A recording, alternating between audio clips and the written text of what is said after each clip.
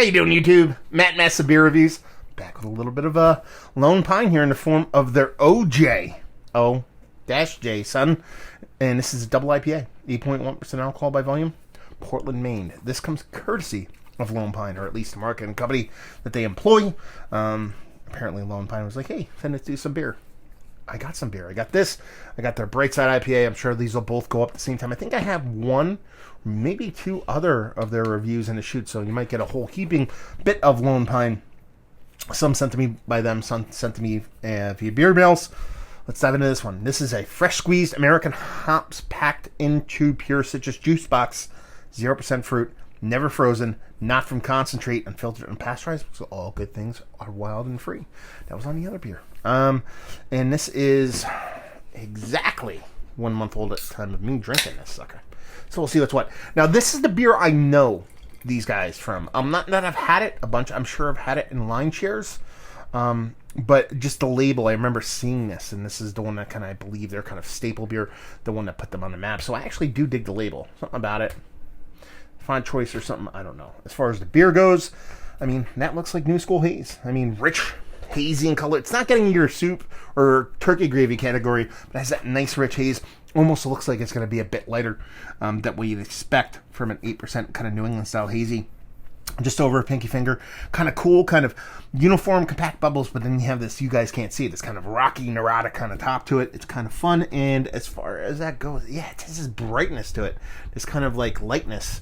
Makes me think I want to just beam while I'm going to drink this sucker. Anyway, it's going to nose. What the fuck does beam mean?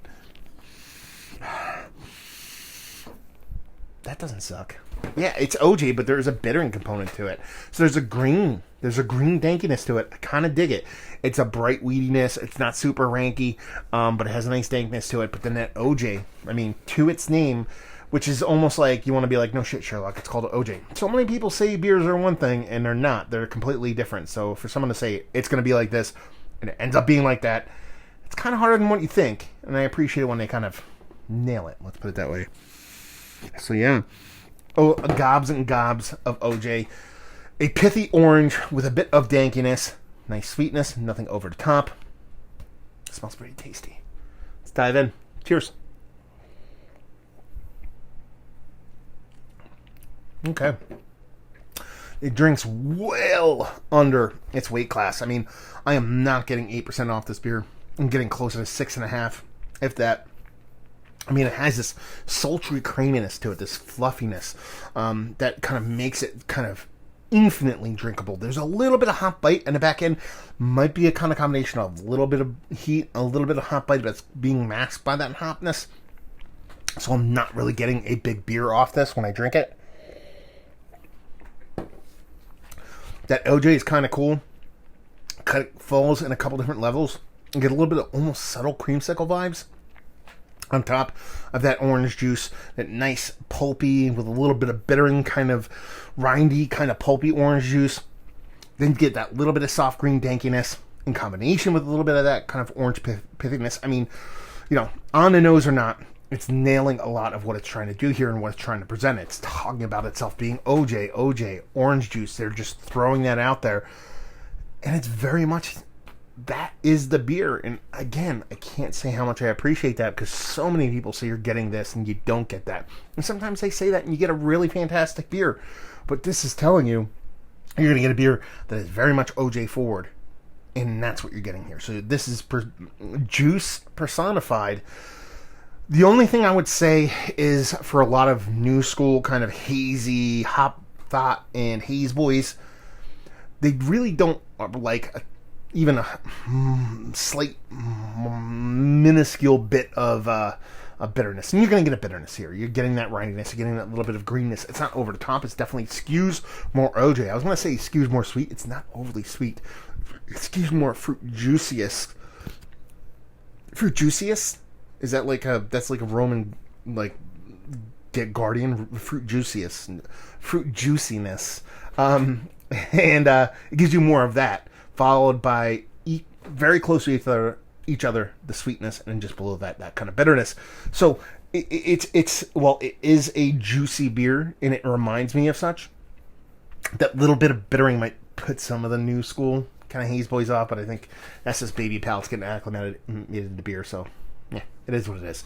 I think it's really tasty. Probably one of the better kind of OJ leaning beers that I've had as of late. Very much, it's in the line of Julius Different.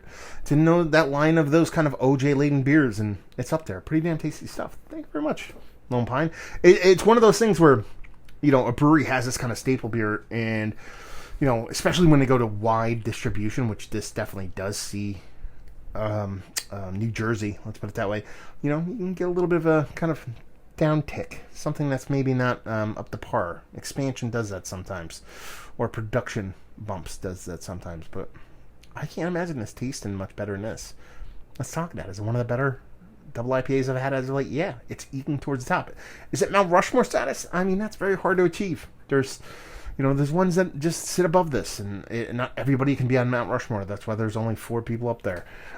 So while it wants to be up there, just, fall short, but that is nothing to kind of blink an eye at. Value and availability, I think I see this locally, to me, like $15-16 for a 4-pack. I mean, that's kind of market value when it comes to weight. Actually, I shouldn't say that.